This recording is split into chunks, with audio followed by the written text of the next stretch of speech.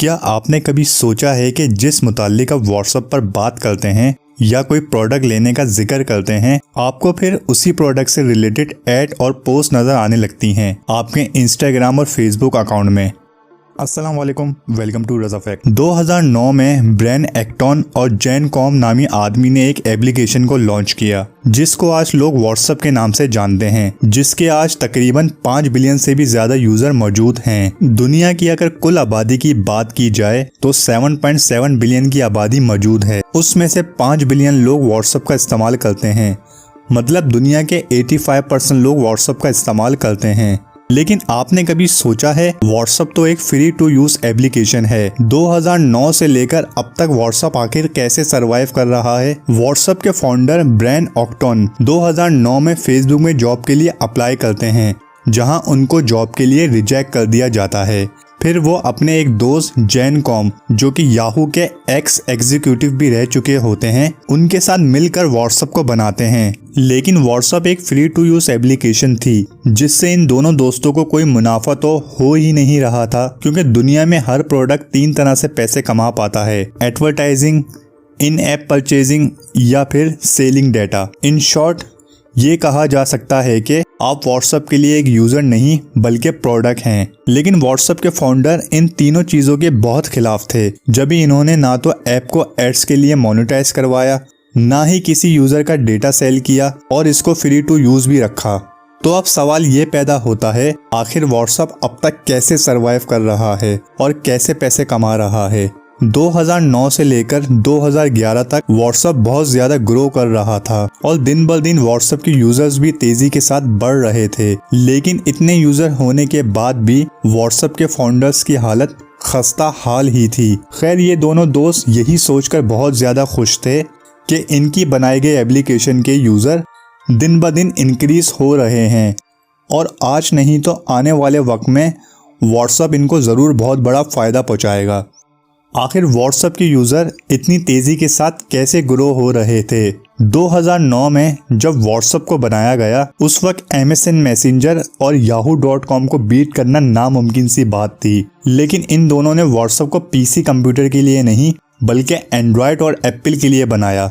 इनको इस बात का आइडिया था कि MSN और याहू की एप्लीकेशन मौजूद नहीं, जब भी अगर वो सॉफ्टवेयर के बजाय मोबाइल एप्लीकेशन बनाते हैं तो हो सकता है उनको कुछ फायदा हो जाए। व्हाट्सएप को बनाने के बाद ब्रेन एक्टन के सामने सबसे बड़ा चैलेंज व्हाट्सएप की मार्केटिंग करना था। इन दोनों के पास इतना फंड भी मौजूद नहीं था कि ये इसकी मार्केटिंग के लिए कोई पैसा खर्च कर सकें।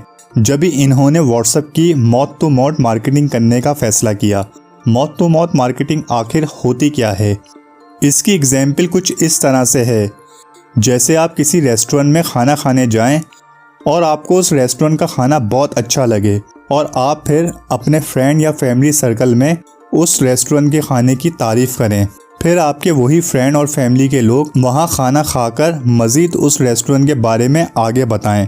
तो इस तरह उस रेस्टोरेंट की मार्केटिंग होती रहेगी और उसके कस्टमर भी बढ़ते रहेंगे और इसमें किसी किस्म का कोई पैसा भी खर्च नहीं होना। ब्रेन एक्टन और जैन कॉम ने भी इसी तरह व्हाट्सएप की मार्केटिंग को स्टार्ट किया और सिर्फ 2 साल में ही इन्होंने इसके बिलियंस में यूजर बना लिए। मौत टू मौत मार्केटिंग दुनिया में सबसे तेजी से बिजनेस को ग्रो करने में मदद देता है।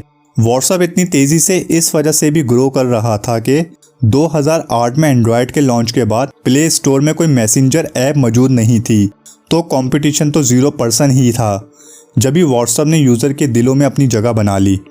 2013 में व्हाट्सएप के इतनी तेज़ी से ग्रो के साथ ही व्हाट्सएप में एक बहुत बड़ी प्रॉब्लम आ गई। इतने यूज़र के ट्रैफिक की वजह से व्हाट्सएप क्रैश होना शुरू हो गया। लेकिन जैन कॉम, जो याहू के एक्स एग्जीक्यूटिव भी रह चुके थे, उनको इस बात का आइडिया था कि इस सूरत हाल से किस तरह निकलना है, क्योंकि 1997 में याहू के साथ भी इस तरह का मसला हो गया था ज़्यादा ट्रैफिक होने की वजह से। जब भी जैन कॉम को तजुर्बा था, व्हाट्सएप के इस मसले को भी हल कर दिया गया। पर ब्रेन एक्टन और जैन कॉम के पास जो सबसे बड़ा मसला था वही था कि इनको इतने यूज़र होने के बाद भी कोई ख़ास फ़ायदा नहीं हो रहा था और इनको पैसों की भी बहुत ज़रूरत थी, क्योंकि इतने यूज़र होने के बाद इनको बड़े सर्वर चाहिए थे और पूरी एक टीम चाहिए थी जो ऐप को मैनेज कर सके। व्हाट्सएप की रेपुटेशन बहुत अच्छी हो गई थी जब भी उनको किसी भी बड़ी कंपनी की तरफ से फंड मिल सकता था, लेकिन ब्रायन एक्टन ये नहीं चाहते थे कि कोई भी कंपनी फंड देने के बाद व्हाट्सएप की प्राइवेसी पर इंटरफेरेंस करे। पर अब इसके अलावा इनके पास और कोई रास्ता भी नहीं था जब भी इनकी डील सेक्यूला कैपिटल नामी कंपनी से हुई, जिसने व्हाट्सएप को बेहद फंड दिया और प्राइवेसी में भी कोई इंटरफेरेंस नहीं किया। फंड मिलने के बाद व्हाट्सएप और भी तेजी से ग्रो करने लगा।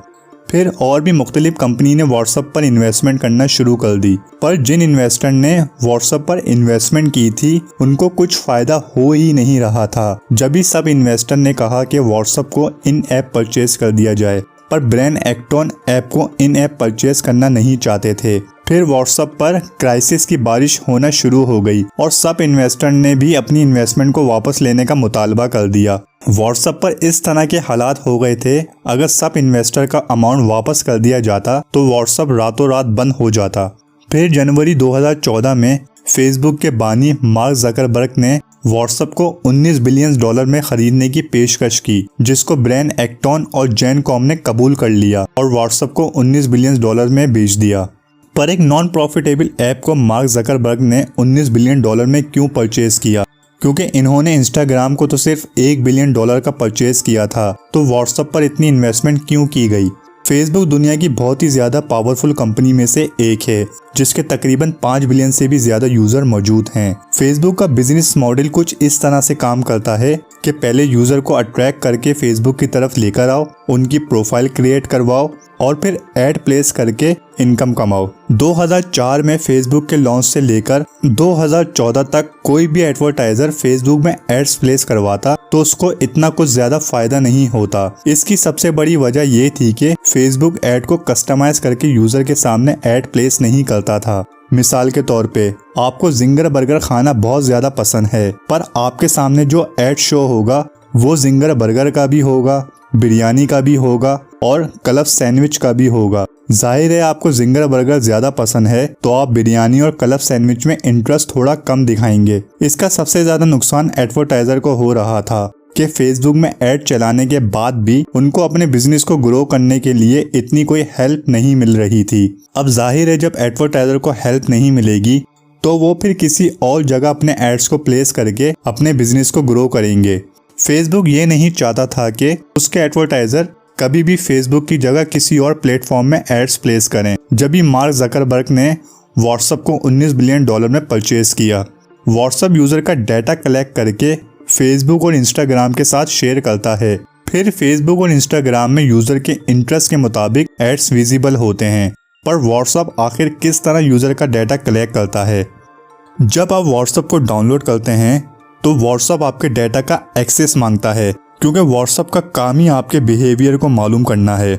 व्हाट्सएप आपसे आपका फ़ोन नंबर, आपकी कॉन्टैक्ट लिस्ट, आपका नाम, आपकी प्रोफाइल पिक, आपके ऑडियो नोट्स का डाटा, आपकी गैलरी, आपकी फाइनेंशियल डिटेल, आपका आईपी एड्रेस, आपके एसएमएस का एक्सेस, आपके कॉल का एक्सेस, आपकी लॉगिन डिटेल, आपकी लोकेशन और आपके कैमरे का एक्सेस, मतलब कहा जाए तो व्हाट्सएप आपके तकरीबन पूरे मोबाइल का ही एक्सेस मांग लेता है।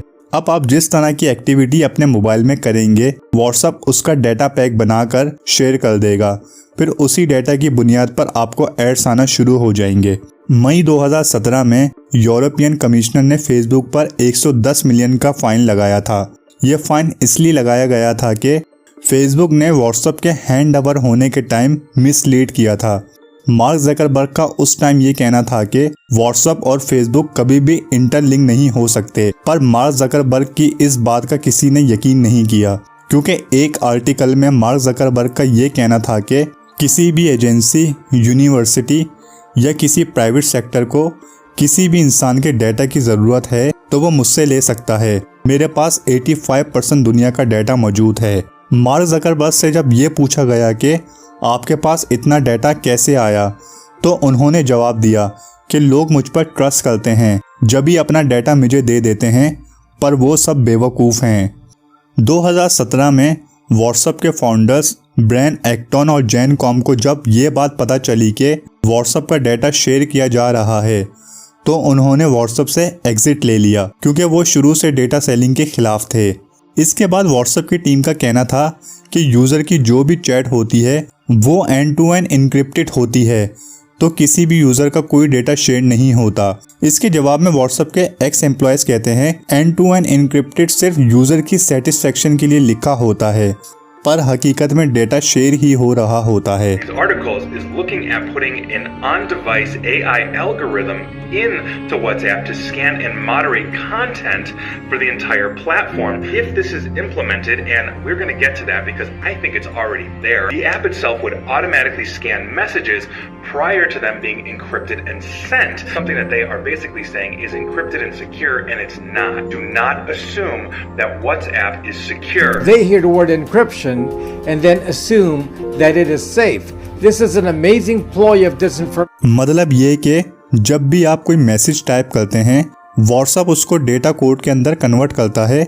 डेटा कोड को पहले व्हाट्सएप रीड करता है, फिर इनक्रिप्ट करता है, उसके बाद ये इनक्रिप्टेड मैसेज उस तक पहुंचता है जिसको आपने मैसेज भेजा हो। वहां पहुंचने के बाद डेटा कोड्स डीक्रिप्ट होते हैं और डीक्रिप्ट होने के बाद यूजर को आपका मैसेज दिखता है।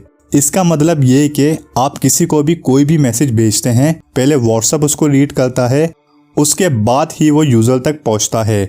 व्हाट्सएप सिर्फ टेक्स्ट मैसेज के ज़रिए ही नहीं बल्कि आपकी लोकेशन, वॉइस नोट्स, आपकी कॉलिंग, आपके एसएमएस और आपकी और दूसरी एप्लीकेशन के ज़रिए भी आपके बिहेवियर को जज करके आपका डेटा कोड बना लेता है। सिंपल ये कहना बहुत आसान होगा कि व्हाट्सएप आपके बिहेवियर को आपके अपने बेस्ट फ्रेंड से भी ज़्यादा जानता है। मार्क ज़करबर्ग का व्हाट्सएप को ख़रीदने का ये फैसला फेसबुक कंपनी के लिए बहुत फ़ायदेमंद साबित हुआ, मगर किसी के ह्यूमन बिहेवियर को जज करके उसका डेटा पैक बनाकर अपने बिजनेस को ग्रो करना ठीक है क्या? आप इस बारे में क्या सोचते हैं ज़रूर बताइएगा। रज़ा फैक्ट की इस वीडियो को ज़रूर लाइक करें। अल्लाह हाफिज़।